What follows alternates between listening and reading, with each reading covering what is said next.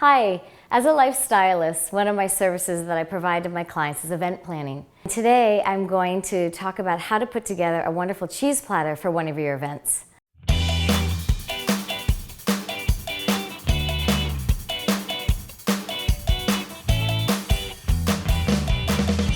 What you need is a baking sheet, and then spread the bread out. It does have to be a baguette or something thin.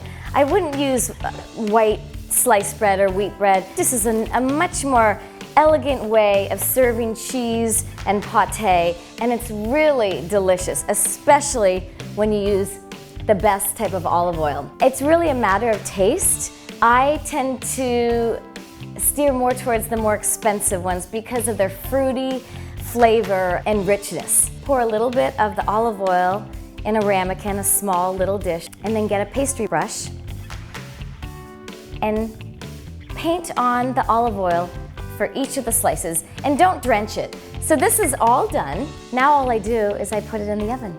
This is what they look like when they come out of the oven. A beautiful golden brown. Place them in a nice decorative basket like this one, and then I line it with some beautiful linen napkins just for an additional sense of style. I not only put in these wonderful baguette slices, I also add in various colors, sizes, and tastes of crackers. It has a different taste with each of the cheeses.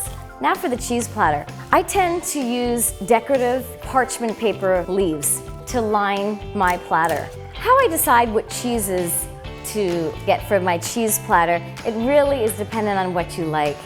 But my rule of thumb is different colors and different shapes. So I always tend to go to a nice brie. And I usually put that right in the center, and then I'll adorn it with some raspberries. Again, just to give it a little pop of color.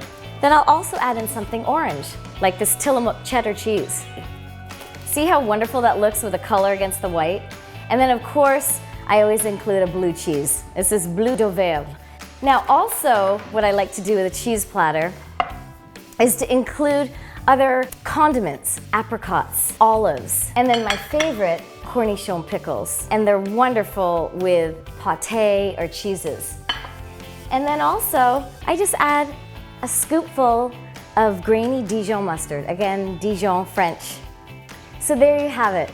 A wonderful spread of cheeses, pâté, cornichon pickles, grapes, grainy Dijon mustard. You're set for the party. But there's one thing missing. A nice glass of Veuve Clicquot champagne.